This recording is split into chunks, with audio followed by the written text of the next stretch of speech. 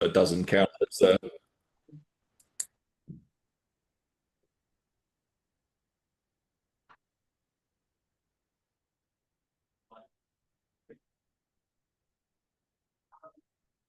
Hi, good afternoon, everybody. Just give a few minutes for everybody to join. Good to see some familiar faces and names in the participants already. Hi everyone, good afternoon.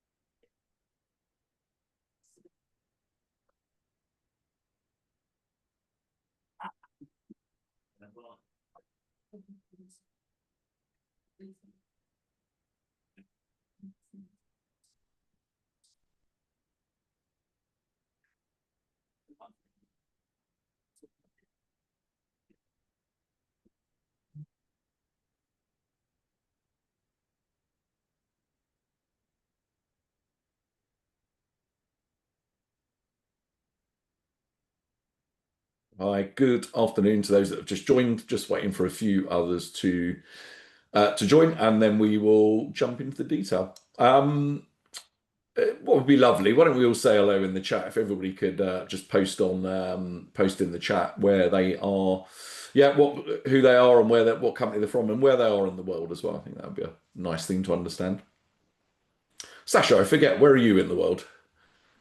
I'm in London and specifically today at the Institute of Directors. Oh, It looks like I'm in a bit of a dungeon here, but I had to, find a quiet place for this. It's a lovely building, that Institute of Yeah, Directors. it's beautiful. Yeah, really Oh, good value membership as well if anyone's interested. that's interesting. Oh, hi Mohan, good to hear from you. I am in sunny Newbury in Berkshire, and it genuinely is sunny. Cold, but sunny. There you go.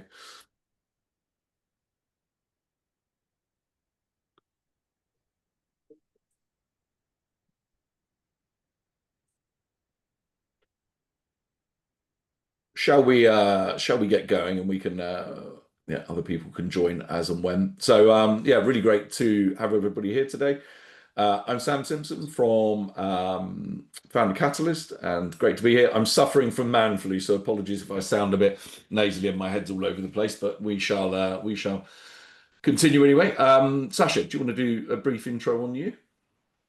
Yeah, hi everyone. My name is Sasha and I'm the founder of a business called Mara Invest. And in a nutshell, we create SPVs, special purpose vehicles, and that's used for a wide range of investment activity, but typically private markets, venture, buyout, private credit, and real assets. But focus on today is really how founders can use these SPVs as part of their fundraising goals. We've got a really close relationship with Founder Catalyst. We've got to know them for almost a year now, and look forward to telling you more. Thanks for having me on, Sam. Amazing. Good stuff. So without further ado, let's briefly cover what we're going to run through today. So firstly, we're going to do some intros. I'll tell you a bit about myself and Founder Catalyst, and then Sasha will tell you a bit more about what Mara does when in his section of the presentation. I'll talk through the importance of SEI, SEIS, and the different ways to fundraise under SEI, SEIS, so ASA, price round versus agile. Then we'll talk about what SPVs are, why founders, the founder and investor perspective on SPVs, and why you would want to implement them. And then we'll run through how Mara Invest supports founders to use those SPVs. At the end, we'll run through any Q&As. What would be absolutely great if you could, I think there's a Q&A button available on your screen. If you could use the Q&A or the chat, we'll go through and find them anyway. But if you can raise questions via those text boxes, and we will cover all of the Q&A at the end. I guess the first thing I want to cover is just briefly introduce myself, Sam Simpson. So, and I won't labour the point, but by way of intro, I'm an exited founder myself. So I grew a tech company from 0 to 30 million revenue in 4 years and exited to private equity. I fell in love with SEIS during that process. I invested in my own company via SEIS. And when I exited, the use of SEIS saved me genuinely millions in capital gains tax. So funny enough, I'm a huge supporter of the schemes, which is why I'm always banging on about SEI, SEIS. As soon as I exited, I started angel investing, and over the last 8 years now, I've got about 35 investments, about £1 million deployed in total. And my reason for starting Founder Catalyst, I kept bumping into loads of really great founders who had brilliant ideas. They knew they needed funding to achieve their dreams, but they just didn't understand how to go about a funding round. They didn't understand SEIS, EIS, or term sheets, or SPVs maybe, or anything else in between. So I thought I would scratch an itch and start Founder Catalyst to do something about it. And here we are. In terms of the services provided by Founder Catalyst, those are shown here. So firstly, we offer a whole bunch of free stuff on our website. You should take a look at that. Things like cap table modeling tools and employment agreements and contract to contracts and all of those kind of things. A whole bunch of stuff that founders need but quite often can't afford to pay for. So we offer that all for free. We help founders incentivize employees, advisors, contractors, and everybody else in between using our EMI and unapproved option service.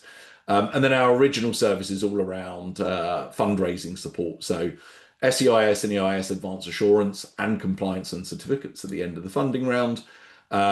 We do funding round legal, so we produce every legal document a founder needs to close the funding round. And more importantly, we manage the workflow as well. So we manage the interaction between the founders and investors during that. And then we make introductions in a very FCA friendly way between our customers and potential sources of funding. Probably everybody knows by now, but the two things that make us unique, firstly, we're commercially unique. Everything we do within a funding round is a fixed fee of £1,500 plus VAT. There's no monthly fees, no hidden fees, and we don't take a percentage of rate, so we are ridiculously cost effective. And the second reason we're unique, me and my co-founders are all exited founders and angel investors, and you get unlimited support from us through the journey. So you're not being helped or handheld by a grad with a crib sheet, you're being supported by people that have walked the walk. Phew, enough of that. Let's dive into the content. So the first thing I wanted to cover is around how to structure your raise for success. And this won't cover SPVs at this point. It's more general, what does a funding round look like in the UK? What do you need to prepare? What are the must-haves? And what are the investors that you would typically approach during this phase? So let's cover the last point first, and that's talking about the different types of equity funding in the UK. So this slide presupposes that you've already looked at the different types of debt, and you've decided that debt isn't for you, or it's not appropriate for your business, or just impossible. You've already looked at grants and realized that they're very hard to apply for, they're expensive to apply for, and the hit rate has really dropped through the floor. And lots of the grants in the UK require match funding. So if you get a £200,000 grant from Innovate these days, you usually need to find at least £60,000 worth of match funding. And a really great way of doing that is via equity funding. So lots of founders go through that thought process and then realize the right way of funding their business is via one of these equity options or several of these equity options. Let's take a step back. What does equity funding mean? I mean, in short, it is you are selling new shares in your business. So you're allotting brand new shares in your business in return for money. And the expectation is, it's not like debt where you have to pay the money back at any point. The angels or the investors are putting money into your business with the expectation you're going to turn their £10,000 into, £100,000 or £1 million or whatever. And when you exit, they'll do very, very well out of that process. Broadly in the UK, this diagram shows all different types of equity investors. Everything from bootstrapping at the start, where you're investing in your own business as a founder, effectively, all the way through taking money from family and friends, from individual angels, from groups of angels, from family offices and high net worths, all the way around to VCs. So there's lots and lots of different types of sources of equity funding within the UK. There's a real sweet spot. So if you're an early stage founder in the UK, your superpower in the UK that founders in other countries just don't have is the use of SEIS, EIS. And everybody's probably heard me bang on about SEIS, EIS before, but it is fundamentally important when fundraising at an early stage in the UK. And that is because the tax breaks offered to investors under SEIS, EIS are just amazing. And we'll talk more through the amazing tax breaks on the next slide. So you're probably thinking as a founder, so okay, SEI sounds great from an investor point of view, but why do I care as a founder? There's two reasons for that, two reasons you should care as a founder. The first is there are 5,000 companies ish at any point in time raising under SEI. If you're not offering the amazing tax breaks of those schemes, then virtually every angel investor won't give your investment opportunity a second look. Every investor in the UK is kind of hooked on the catnip that is SEIS tax breaks, and therefore you need to offer that just to be vaguely competitive. The second reason SEIS and EIS are really, really powerful for founders, um, if you're not offering the terms you get, let me phrase it this way, the terms you get under SEIS will always be much better than the terms you get from VCs, which can't make use of SEIS. So when you potentially outgrow SEIS and take VC cash, you will get some really, really horrible terms. Things like liquidation preferences, non-diluting shares, anti-dilution rights. You may not know what those things are, but they are very, very, very investor friendly and therefore very founder unfriendly. It's a beautiful thing of aspect of SEIS. When somebody invests under SEIS, they're not allowed those really VC type terms I've just mentioned. So as an investor, I get a choice. I can have these amazing, amazing tax breaks that we'll come on to on the next slide, or you can have those very VC type terms, but you can't have one or the other. And it goes without saying, every angel in the UK will go for the tax breaks because they're just amazing. So a kind of hidden benefit or a second benefit of SEIS for founders are the legal terms in your business. The investment terms will be much more founder friendly under SEIS. So I've mentioned SEIS a few times already without properly introducing them. So let's do that now. There are two schemes in the UK broadly. There's SEIS or Seed Enterprise Investment Scheme and EIS, which is just Enterprise Investment Scheme. SEIS is meant for early stage businesses, so maximum risk. You can only raise 250. You can only do so for the first 3 years you start to trade. And then you move on to EIS, which is meant for later stage businesses. And you can raise much more over a much longer period, but the tax breaks aren't quite so good. So if at all possible, you will make use of SEIS first and then move on to EIS.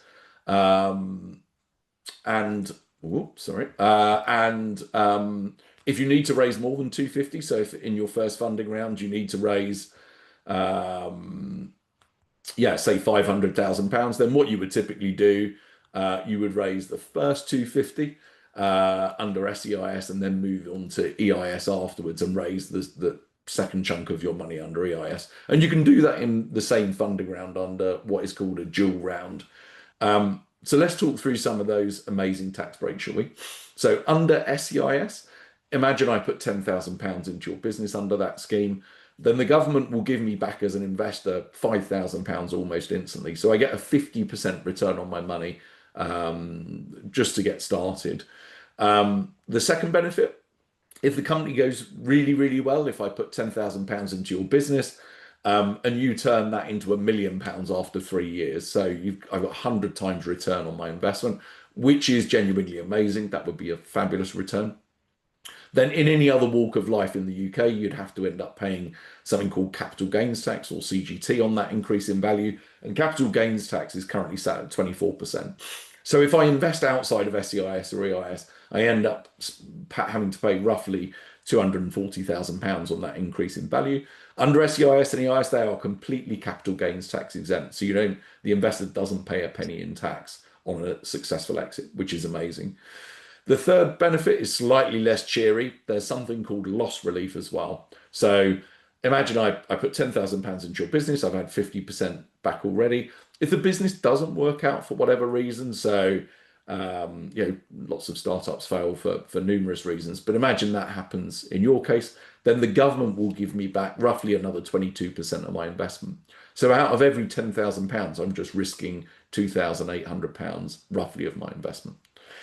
The fourth and final benefit of SEIS is even less cheery, and that is inheritance tax relief. So if I invest in your business and after 2 years I get hit by a bus and die, then if I invested outside of the scheme, then automatically all of my shares in your business would go into my estate for the purpose of inheritance tax calculation.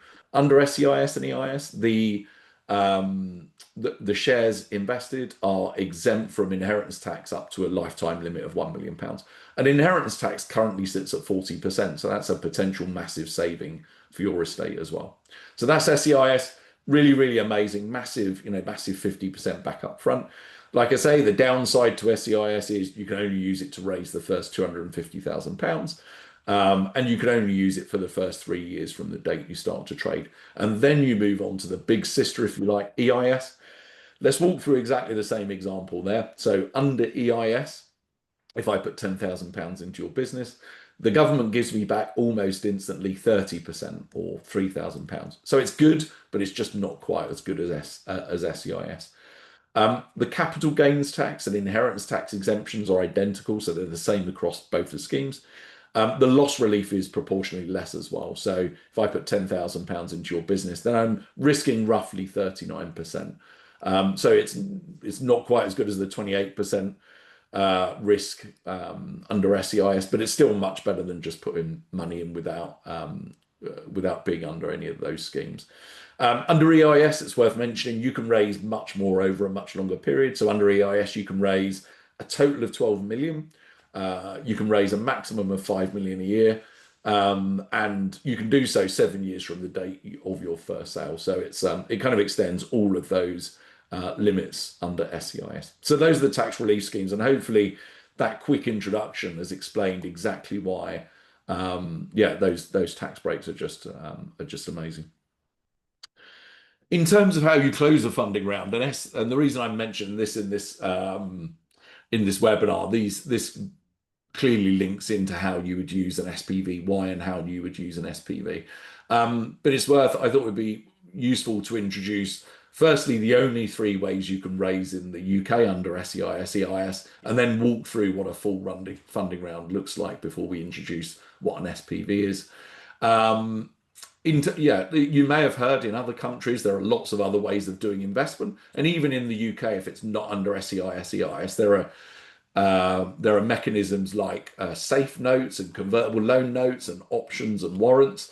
All of those instruments are great and they have their own purpose, but none of them at all are SEIS, EIS compatible.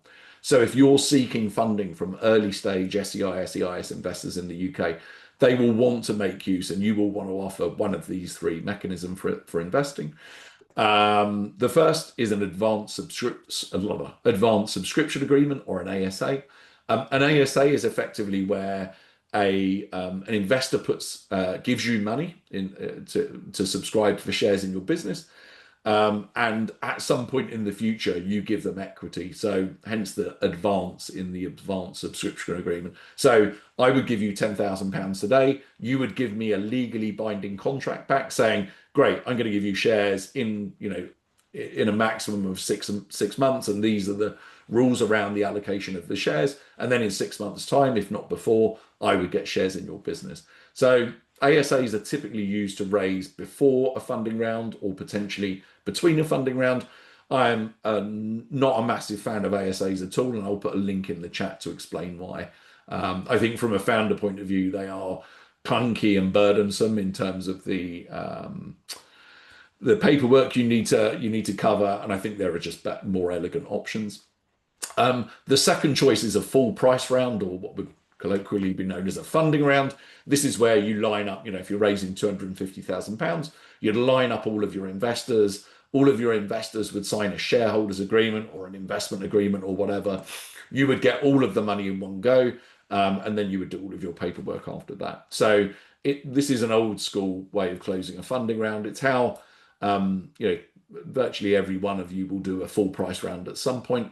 I think it doesn't suffer lots of the problems with an ASA, but what it means is you need to line up all of your investors on one go. You can't raise money in dribs and drabs, which is really stressful. It can take you 4 months to close a funding round, and if I were a founder, I would want to be getting money over time so I could be spending it and furthering the business rather than waiting 4 months to get it all in one go. And that's where agile funding comes in, which is the last choice here. Agile is, for me, the best of both worlds. It allows you to take money in dribs and drabs. So you can take 20K today, 20K tomorrow, 50K the next day. It doesn't really matter.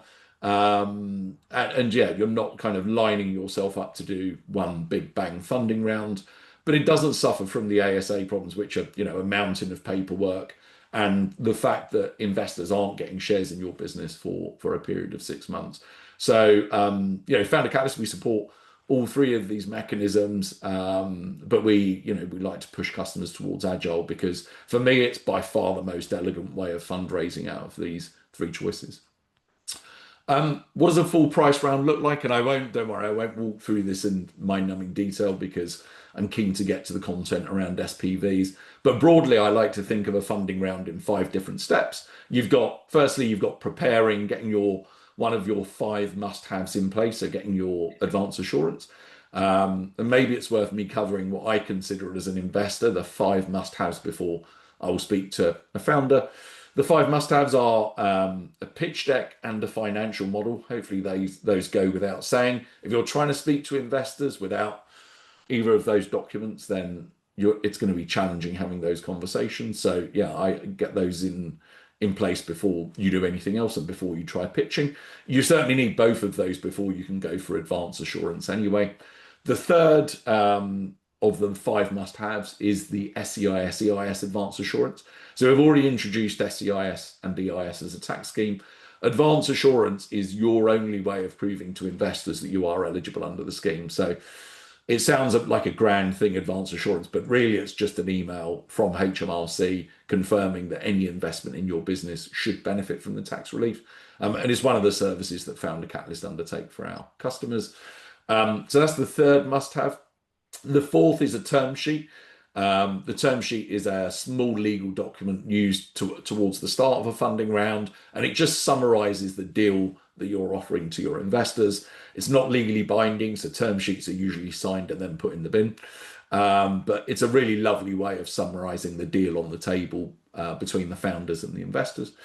And the fifth and final must-have for me is a valuation justification. So 4 years ago, I would have said and it's not even on this slide, but 4 years ago, I would have said that isn't a requirement. But the game's changed, and I think it's really important that founders can justify their valuation to investors. So those are the 5 must-haves. So the first phase is getting that advance assurance in place. The second phase is pitching to investors.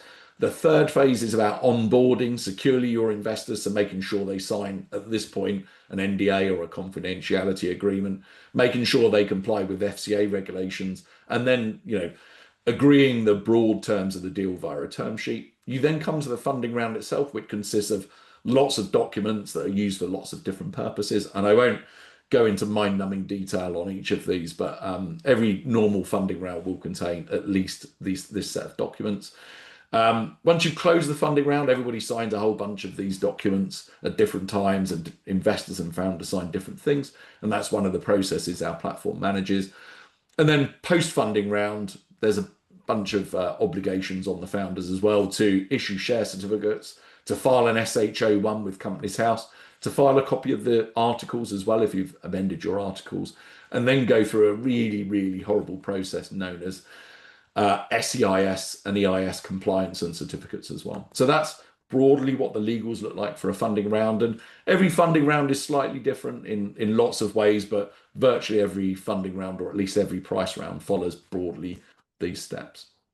What I wanted to talk about now is an introduction to the SPV and why it matters.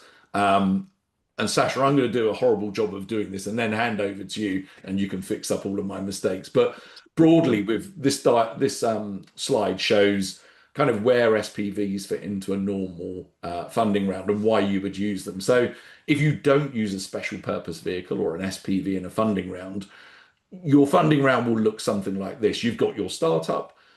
You have one or more founders in your startup that own shares directly in the company, and then each of your investors sits on your cap table as well. And that means that as you scale the business, one of our Founder Catalyst customers has 140 investors sat on their cap table, and every single time the founder wants to do anything interesting, like raise money or increase their salary or whatever, they need to go to every single investor in their business in order to seek authority and consent to do that. So it's as you scale, it becomes quite problematic. Um, yeah, lots of founders choose to use something called a special purpose vehicle. And what that effectively does, it has your startup and it has your shares directly on the cap table again. And then you get the special purpose vehicle that owns lots of shares on behalf of the underlying investors. So each of those investors don't sit directly on your cap table. This is something, and Sasha will talk much more about this, something called a trust. Um, each of your underlying investors can still make use of SEI, SEIS. That's really, really important. It doesn't change the SEI, SEIS eligibility, but it just means that lots of those corporate actions that you want to take, you're dealing with one entity, the SPV, rather than dealing with potentially hundreds or even thousands if you've done crowdfunding, beneficial owners or underlying investors, which you'd have to do without an SPV. Sasha, before we jump onto your slides, I wonder if it would be useful if you could firstly correct all of my mistakes from that, but secondly, I guess introduce why founders and investors both, what are the pros and cons for founders and investors when using an SPV? Yeah, sure thing. That was good. That was a good summary. I wouldn't really disagree with anything you said. I mean, there's a lot of jargon there with special purpose vehicle. What is it really? It's just a tool to aggregate, group investors together for a specific purpose. SPVs can be used to hold a number of securities. Could be shares, could be entitlement rights. It could be options, property, private credit. We work with a whole range of clients and deals. For this specific purpose, Sam, I think you touched upon it exactly. It's brought in by founders to group investors into one line item, and there's a lot of reasons why that's helpful. We work with founders who what's called a roll up, and it could be there's many investors who are existing on the cap table of the company already, and then optically it doesn't look that good, particularly with VC funds. They like to come in and be that sole investor, and having an SPV such as Mara nominees, it helps to make the startup a bit more institutional, in that it hasn't really had to rely on a lot of angels, although everyone knows that angel investors are a crucial part of funding, but just optically it makes the whole fundraise a bit more institutional. They're also used to bring in, a lot more investors. It's an admin tool. What Mara is, we're effectively a tech platform. We do the structuring, but also the administration. A lot of founders, they like to set, minimum ticket sizes for the round. It could be of, 20, 50, maybe even 100K. But the SPV is really useful in terms of, rounding up all like £100, £500 tickets who may not be that significant in terms of capital, but they're bringing a lot more value. They could be key stakeholders like customers, clients, who are just really important to be part of the journey, but may not be directly on the cap table. And that's why the SPV is there really, because you can have these valuable individuals who may not be bringing a lot of money, but it's just a really easy way to round them up with a tool, what we provide. Not much more to say really in terms of the commercials. I think we do use this Bear Trust nominee. It's completely looked through from a tax transparent perspective. Mara is a trustee. We're effectively hired by each investor to subscribe to shares or on their behalf. This structure's been used for hundreds of years. It's as old as English common law. Often on Companies House, if you type in nominees, you might see a lot of wealth managers and private banks using it, and typically it's a way to hold client assets off balance sheet. So that's a little bit about the context, why it's used. Is that good, Sam? Anything That at the is point? Yeah. that is perfect. And I put you on the spot. I'm going to get back to your slides in a second. Yeah, There's sure. there's one interesting use case that I'm not sure you're going to cover today, so I'll mention it. So quite a few of our Founder Catalyst customers have high profile investors. Mm, Maybe MPs, maybe people that are on Dragon's Den, people like that who may not want to appear directly on the cap table on Companies House. So everybody probably knows when you've got an investor who joins your company, you have to file an SHO1 and a confirmation statement, and the confirmation statement will detail every investor's name, and that is unavoidable unless you use something called, if you use an SPV, the line on the cap table is the SPV name, and you that rolls up everybody who is investing via the SPV. And therefore, it's a lovely way, actually, of if an investor doesn't want their name directly on the cap table for lots of reasons, there's a million reasons they might want to do that. Then an SPV is pretty much the only way of achieving that, I think. So it's a really interesting use case. I Yeah, will. I agree with that. Yeah, just to touch on that point, yeah, I think we're not in the business of, like hiding anything. We're Hmm. transparent with HMRC, just with those, yes, SCI statements. It does have those names, but yeah, crucially, I think you touched it. Same with a fund, LP6 filings, disclose investors. We often do feeder vehicles, which are investments into funds, but in that same way, you're right. If there's like a famous person, a high profile athlete, they just may not want their details, on that cap table. So yeah, this nominee tool is a great way to protect client confidentiality. Amazing. So I've moved on to your first slide. I think you were going to bring to life how Mara specifically helps with your SPV as a service. Yeah, exactly. I think what we are a solution, right? We do often say this word, SVB as a service, feeder as a service. We're brought in by founders. We also brought in by funds and family offices as well, really to set these SPVs up. But what does the service entail? It's not just a structuring solution. There's a tech-enabled onboarding path journey. Probably not as good as Founder Catalyst, no, but it's still good. Which can help people sign up in a really slick way.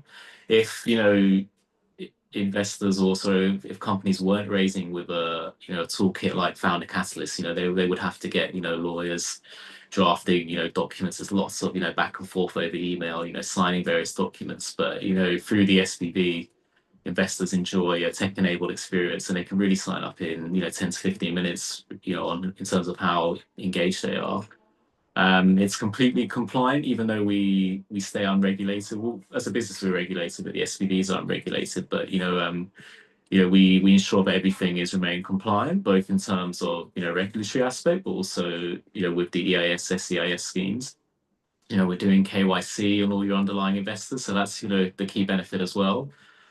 Sometimes companies are utilized for money laundering schemes, but with Mara you can effectively benefit from our checks. We have a compliance officer as well who's ex City of London Police, so we're doing a lot of rigorous checks on your investors, which I think will help your other investors gain comfort in this tool.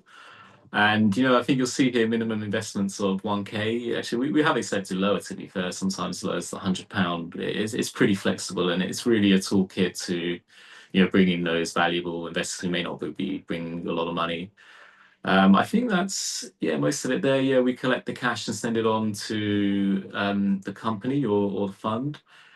And we'll do ongoing reporting as well. If there's any updates, you can disseminate that through our platform, and we'll share that with investors. Investors will also get a record of their investment with us, which is really important in case they want to audit us in any way. And it's not just a tech portal. One thing I would say, I think my background really comes from the institutional funds world. I was doing investor relations, capital raising, also investment advisory, and I think that people-based element of just processing investment checks is really important. No one likes to be just palmed off to a tech platform. I think that's why Founder Catalyst, you guys I love so much, because you've got this really hands-on team which asks a lot of questions. It's the same with us. If anyone has any issues with KYC or just transferring, there's a team which is really quick to respond to anyone's needs. Amazing. And yeah, I think that the really important point here is if you know you're going to go for VC investment, then having a messy cap table can just make some VCs walk away. I've seen it with one of my personal investments where somebody had 50 people directly on their cap table. The VC has to, if it's not already done, has to do KYC and AML, know your customer and anti-money laundering on every single investor, and that's a huge burden. Whereas if the investors are in an underlying SPV, then you and your team, Sasha, do that KYC and AML as investors get onboarded, which means the VCs don't need to, which is a massive benefit. Yeah, exactly. And we can always share that KYC material with any of the key stakeholders as well, which is a value add.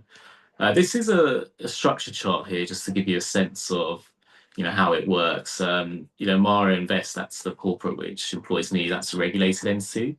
We've got, Mara Nominees Limited, which is one of our nominee companies. We have many, but that is it's completely independent. But there's commercial agreements between the two firms. I think the independence is really important. So like we don't hold any investor assets. It's not mixed with any of the operational activities. And we will appoint a client, which is essentially a syndicate lead. Syndicate sounds a bit nefarious, but all it is a collective coming together of people independently to invest in a particular asset. And you'll see investors on the right. They are hiring Mara nominees to effectively subscribe in shares or fund units on their behalf. So Mara nominees role really is just to trustee.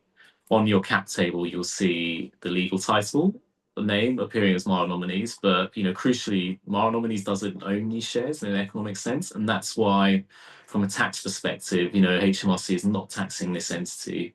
It knows that all of those gains are flowing, straight through to investors, and that makes it eligible for EAS, SES, as Sam touched upon earlier.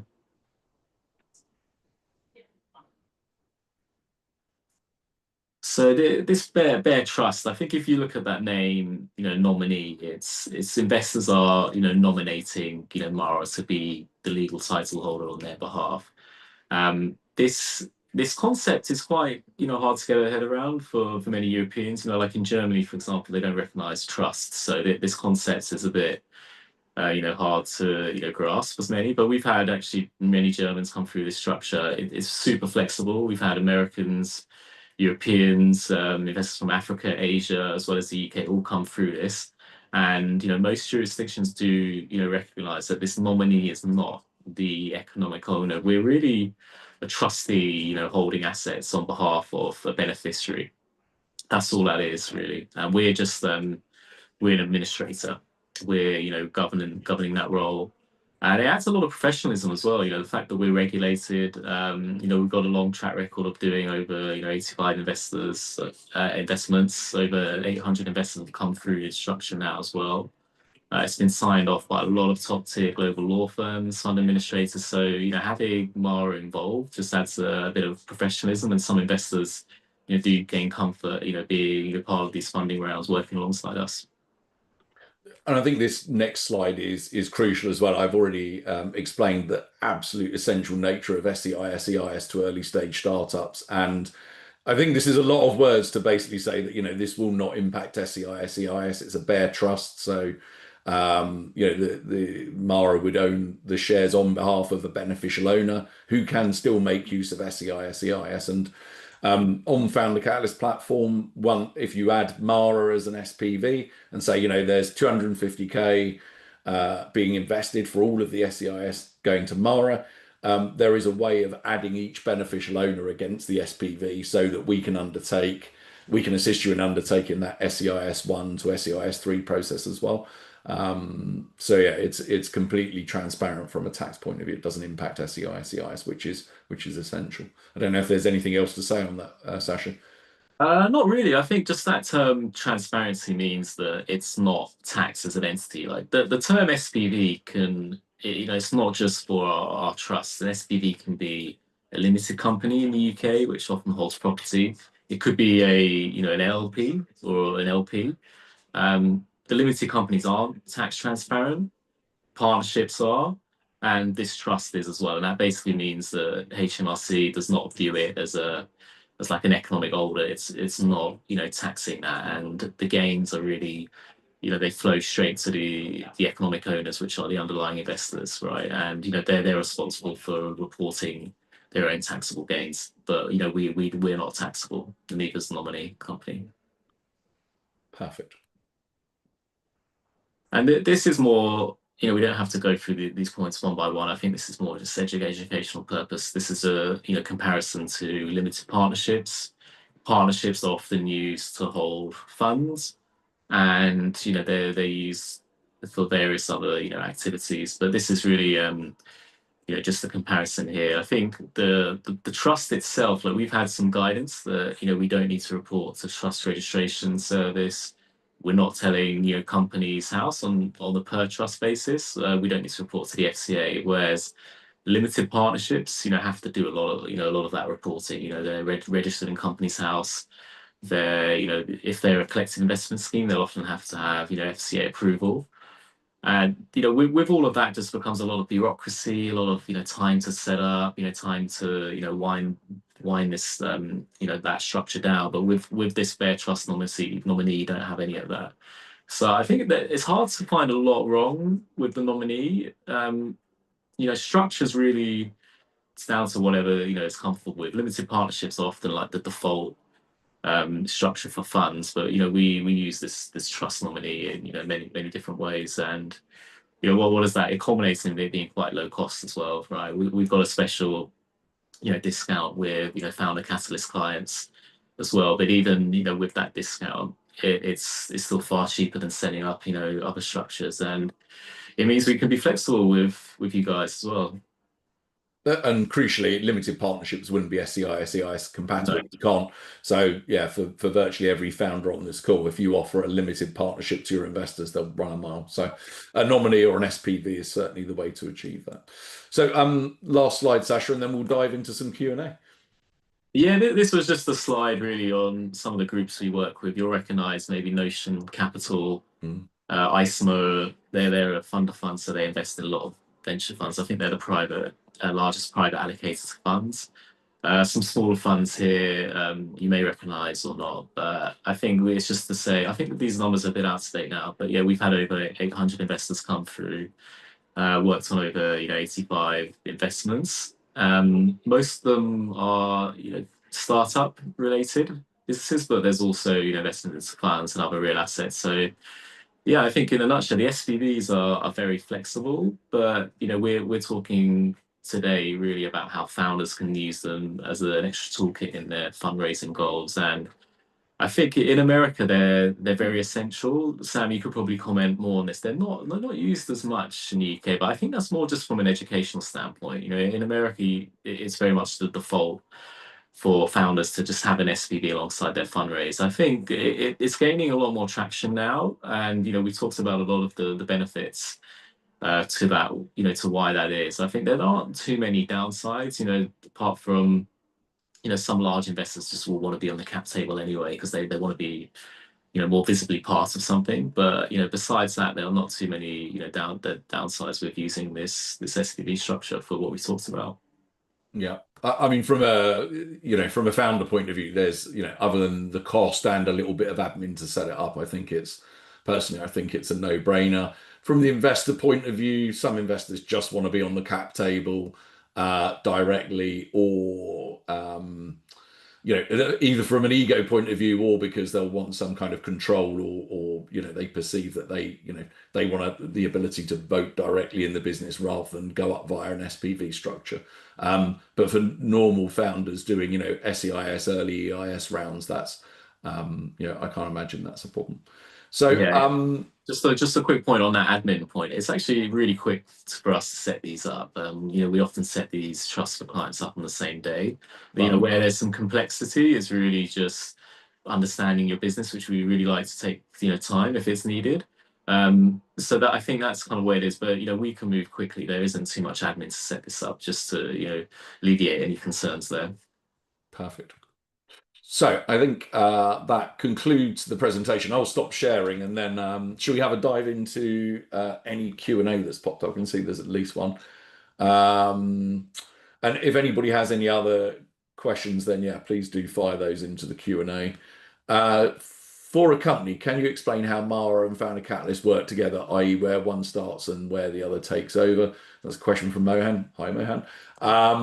Yeah, so I mean, broadly, Founder Catalyst would do all of the normal things for the founder. So we'll help with SEI, SEIS, advance assurance.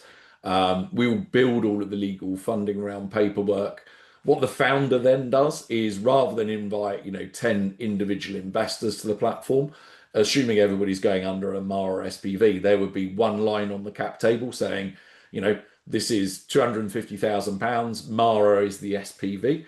The platform recognizes, when you're adding investor details, you can either add an individual, you can add a company, you can add an existing founder, or you can add an SPV, and Mara's in the list of SPVs. So you'd select Mara, you'd select £250,000, and that's it. Sasha gets notified that that's been added to the platform. And then at some point, either during the funding round or just after you've closed, the founder would then go in and enter details of the beneficial owners that sit under the SPV. So there's another page where you would say, even though Mara's on the cap table, you would say, well, Sam Simpson invested £10,000 and Joe Bloggs invested £20,000. And that allows us to assist the founder with the with the SEIS and EIS compliance and certificates documentation. But on the cap table, you would just literally have one line saying, it's Mara Invest. That's the only, you would notify Companies House via, a confirmation statement, and it would just have one line, which is Mara Invest for that purpose. And then I guess you can cover from your side, Sasha, what it looks like from a Mara point of view. So if you think of the role of Mara as a trustee, we are essentially that one investor who is signing the shareholders agreement on behalf of the investors. So you're not having to do that. You're not having to manage us. We're not just that shell for you to manage. We're liaising with Founder Catalyst to sign all those documents really on behalf of those investors. So, the investors don't need to do that one by one. It's just, Mara signing on behalf of, 10 to 50 investors, how many it may be. We'll also work with Founder Catalyst in terms of providing all of the information on the beneficial owners, which are really crucial for EIS, SEIS. And we're gathering that information just from the KYC checks as well. So again, that's a bit of a time-saving exercise for all of you we help with. Yeah, that's really useful. And there's a question here around pre-revenue SEIS, EIS. I love SEIS, EIS questions. There's a pre-revenue business absolutely can apply for SEIS, EIS advanced assurance. Probably, I would guess 75% of our customers are, pre-seed, pre-revenue. They've never sold anything. They're busy developing a product. And you can absolutely go through that process. You can go through that process even though you are in that state. So that one's very straightforward. The next question is interesting around how does the lack of direct equity ownership in a startup via an SPV impact their engagement and voting rights? This is from an investor's point of view. It's worth mentioning that the shares you allocate to an SPV, they can either be voting, so they can carry voting rights, or you may create, B ordinary shares that don't offer voting rights. It's kind of up to you as a founder. It's a negotiation between the founders and the investors. And just because an investor is investing via an SPV, it doesn't mean that their proportion of the shareholding doesn't carry voting rights. It still does by default. I guess this question to you, Sasha, how does the voting work where you've got an investee, you've got an SPV, and then you've got the beneficial owners? How does voting usually work on a pooled investment via an SPV? So there's different ways to do this. Usually by default, this role as a syndicate lead, investors, give that syndicate lead the authority to decide on their behalf. But the way the legals are worded is that, if the investors actually, want to make that decision themselves, they can do. So we can set it up either way. We can really ensure that the founders can, do that voting on behalf of the investors, or the investors, as Mara as a trustee will always, relay that question and gather the votes for everyone. And that voting, it could either be on a unanimous basis, or what's more common is just majority rules, and then we'll rally a collective decision and then communicate that one decision on behalf of the SPV. But I think that's an interesting point of engagement. Do investors, when they're part of like an SPV, do they feel less engaged? I think that's probably, it's up to the owners, sort of founders, to provide regular communications, ensure that these investors in the pool are still being part of that, monthly email or however frequent that may be. Just, I think ensure that these investors are not forgotten about and that they're treated as equal as all of your other investors. It may not be from a time perspective where you're having personal calls, but just putting them on the regular updates as well. And, Mara, when it receives those updates, we'll always share it, to those underlying investors as well. But, maybe it might be better for it to come from you as well, adding that personal touch. So we're very flexible, but I think it's definitely a point to be mindful of. I think that's a really, really important point as well. There's, one of my bugbears as an angel investor is where you put 20 grand into a business and you never hear from the founder again until they're Mm. raising again. And, as an investor, that's a real problem. Yeah, I'm almost certainly never going to reinvest in a business if the founder's just kind of, ghosted me or ignored me. What I love to see, there's a balance to have here, but I think it's really important having something like quarterly updates where you send it doesn't have to be too polished. It can be a PDF or an email or whatever. And Founder Catalyst is building something in this space, but just some regular investor update to say, this is what we've done in the last quarter. This is what went well. This is what didn't go so well. This is any asks of the investor. That's really important. This is what we're going to do for the next period. And this is our CAC and our LTV or our cash runway, whatever's appropriate at that kind of stage of evolution. I think that's really, really important. And it's important irrespective of whether you're reporting, to full shareholders that sat on the cap table or whether it's to beneficial owners sat behind an SPV. I think your reporting should be identical in either case, because actually even if I've only got £10 invested in your business and everybody like on the proper cap table has £50,000, you should be making asks of your investors. Can anybody introduce me to this customer or this supplier or this partner, or can anybody help with this? And the person who's got £10 is just as likely to be able to help as the person who's invested £50,000. So yeah, I think for me, if I could give every founder one tip of advice every time they close a funding round, is remember to keep communicating, because otherwise investors just aren't going to follow on. Yeah, just aren't going to follow on. I've put conscious of time. We've got another 8 minutes. We've got time for any more questions if people want to ask any more. I put my contact details in the chat, so if anybody wants to talk through anything we discussed today, don't ask me any technical questions on SPVs, please. But yeah, if anybody wants to talk about anything funding round or SEI, SEIS, and Sasha will include his contact details as well. So if you want to get hold of him, then please do connect with us both on LinkedIn and feel free to ask any questions. Yeah, sure thing. There's a couple of other questions come through, Sasha. So the first is Happy to answer people. Yeah, for sure.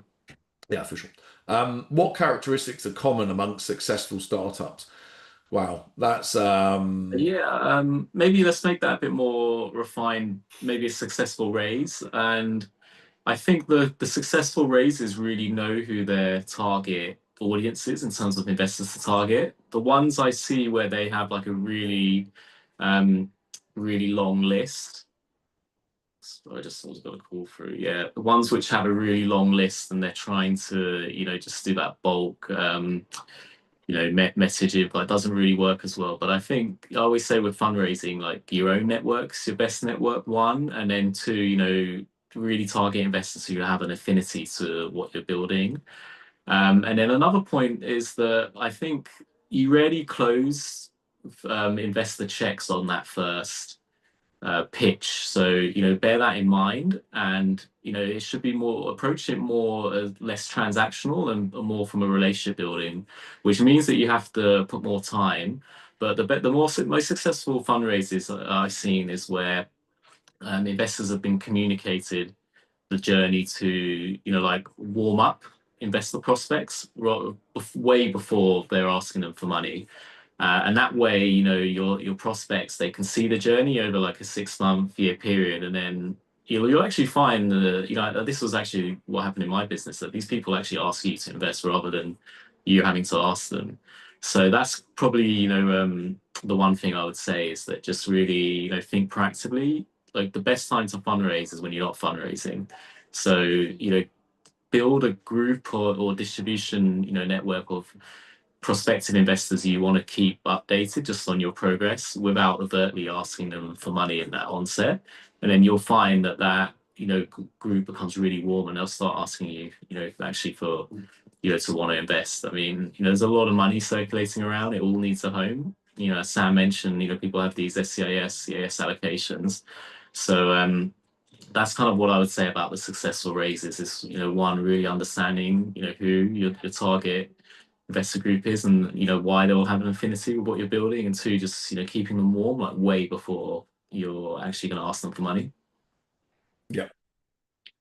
That's a great answer. So I've got an article on how investors think, and Sasha, your video's on the side again.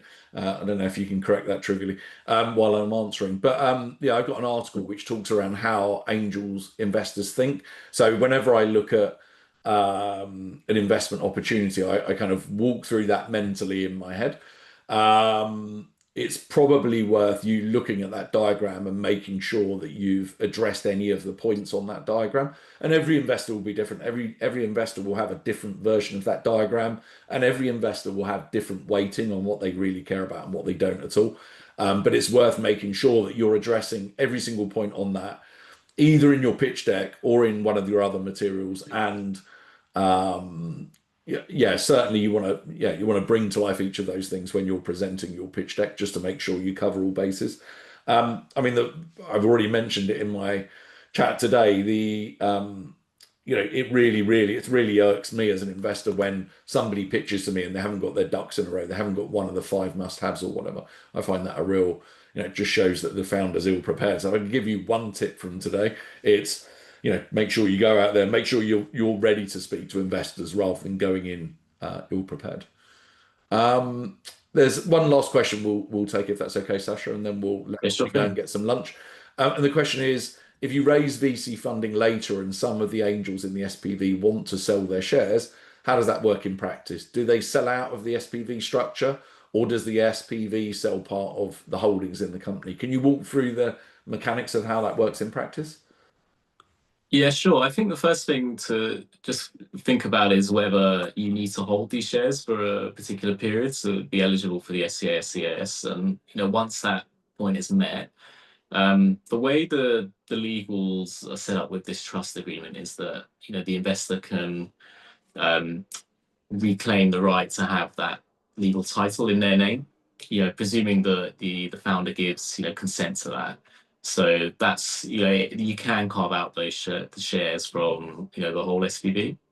There's a bit of that administration though. You need to there's some agreements to be signed, but it is possible.